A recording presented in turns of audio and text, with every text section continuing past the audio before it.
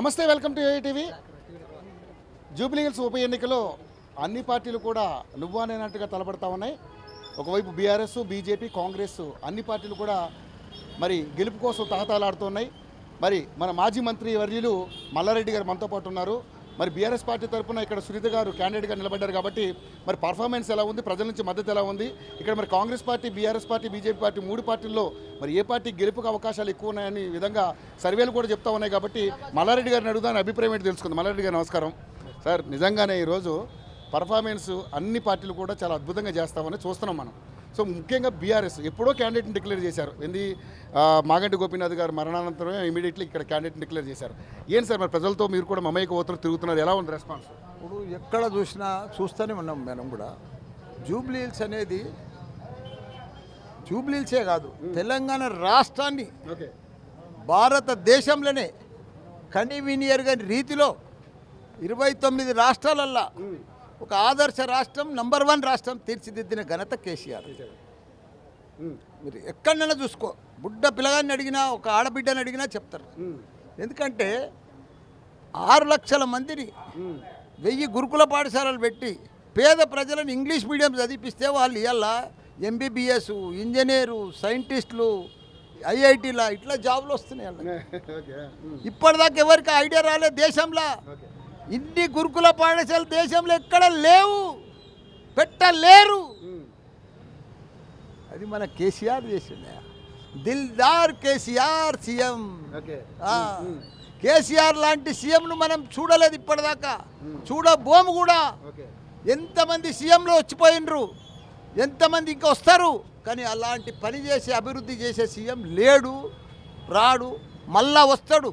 ప్రజలంతా కూడా కావాలంటున్నారు కేసీఆర్ రావాలి. కేసీఆర్ ఎందుకు అంత స్తబ్దుగా ఉన్నారు ఈ విషయంలో? ఎందుకు అసలు ఆయన అంటే గ్యారంటీకి వస్తాడు. ఆయన రూమ్ ఇంట్లో కూర్చొని ప్లాన్ చేస్తాడా?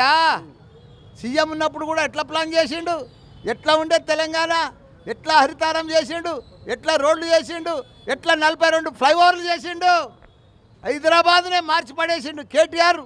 ఎట్లా అమెజాన్, గూగుల్, ఫేస్బుక్ మొత్తం తీసుకురాలి ఐటీ కంపెనీలన్నీ. భారతదేశంలోనే ఒక చరిత్ర సృష్టించింది ఐటీ కంపెనీలు తెచ్చి. ఏంది అది వాళ్ళ పరిపాలన? ఇప్పుడు చూస్తే ఆడేసింది ఆడనే, మళ్ళా పాత అందరూ లభో దివో బతుకుంటారు. 14 ఏళ్ళ క్రితం జరిగింది. 14 ఏళ్ళకి 2014 కంటే ముందు ఏ ప్రాబ్లం ఉందో మళ్ళీ వస్తుంది, కనిపిస్తుంది. కరెంట్ వస్తలేదు, నీళ్ళు వస్తలేవు, నీళ్ళకి బిల్లు వస్తుంది. కేసీఆర్ అంతటా జిహెచ్ఎంసీలో నీళ్ళ బిల్లు మాఫ్ చేస్తే మళ్ళీ బిల్లులు వస్తున్నాయి. మళ్ళీ ఇన్వర్టర్లు, జనరేటర్లు నడుస్తున్నాయి. జనరేటర్లు కరెంట్ పూర్తి స్థాయిలో లేదు. నీకు తెలియదా? గ్యాస్ లేదు, ఏది లేదు. కాంగ్రెస్ అంటేనే అన్ని బంధు. బీసీ బంధు బంధు, దళిత బంధు బంధు, ఉన్న బంధులన్నీ పనిచేసి పెట్టిర్రు. ఏ బంధు లేదు.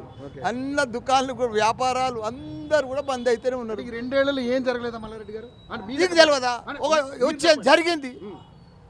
ఆడబిడ్డలకు బస్ ఫ్రీ చేసిర్రు, భర్తలకు డబల్ ఫీజు చేసిర్రు. అది ఒక గొప్ప పని చేసిర్రు.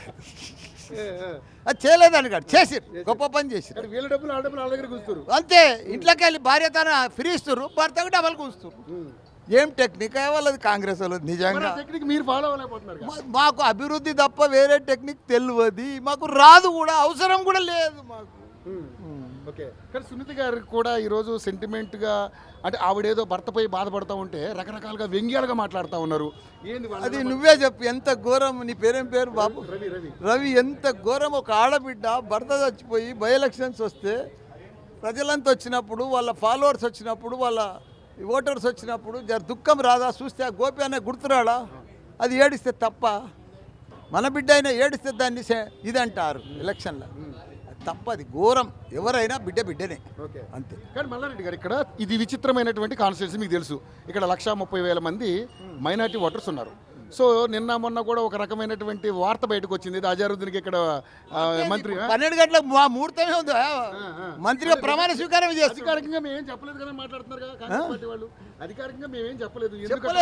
నాకు లెటర్ వచ్చింది, అలా ఎమ్మెల్యేను కదా, 12 బావుకు వచ్చింది, పాస్ తోట వచ్చింది. అంటే 12 బావుకు ప్రమాణ స్వీకారం అని వచ్చింది. ఇంకేం కావాలి నీకు? వాళ్ళకు పోని అజరుద్దీన్కు ఇంత ఆగమేఘాల మీద మంత్రి ఇవ్వవలసిన అవసరం ఏముంది?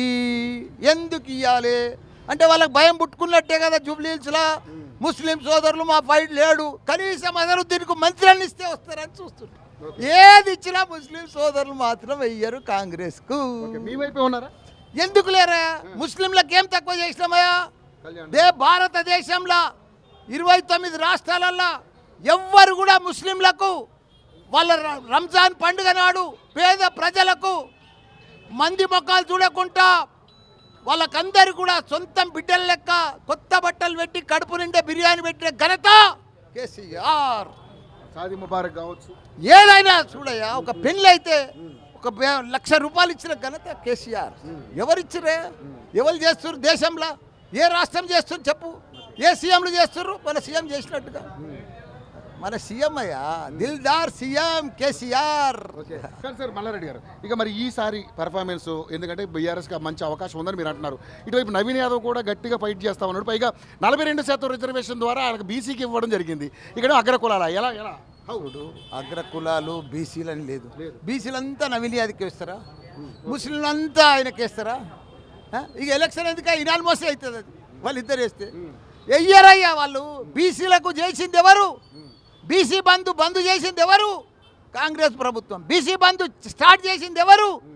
బీఆర్ఎస్ ప్రభుత్వం. కేసీఆర్ చేసిండు. కేసీఆర్ స్టార్ట్ చేస్తూ ఉన్నాడు, వాళ్ళు బంద్ చేస్తూ ఉన్నారు. మరి ఎట్లేస్తారు వాళ్ళకు ఓట్లు? వెయ్యరు. ఇప్పుడు బీసీల గురుకుల పాఠశాలలు ఎవరు పెట్టిరు? డిగ్రీ పీజీ దాకా గురుకుల పాఠశాల ఉచితంగా ఎవరు తెచ్చారు? ఇంగ్లీష్ మీడియం కేసీఆర్ తెచ్చారు. ఓకే, కానీ ఇప్పుడు మరి బీఆర్ఎస్ బీజేపీ ఒకటే అని మాట్లాడుతున్నటువంటి వాళ్ళకి ఏం సమాధానం చెప్తారు? వాళ్ళు ఏదో చెప్తారయ్యా, ఎలక్షన్లో అబద్ధాలు చెప్పుకుంటూ పోతా ఉంటారు.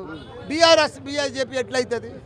కాంగ్రెస్ బీజేపీ ఎట్లయితుంది? ఏది కాదు. పార్లమెంట్ ఎలక్షన్ చూసుకున్నా ఎమ్మెల్సీ మాది బీఆర్ఎస్కు ఎవరితోని కంబైన్ లేదు, ఎవరితోటి సంబంధం లేదు. కేసీఆర్ ఒకే ఒక్కడు టైగర్. ఓకే, సో మరి గెలిపే అవకాశాలు ఎంతవరకు ఉన్నాయి? ఎంత రావచ్చు? గ్యారంటీ భారీ మెజార్టీ.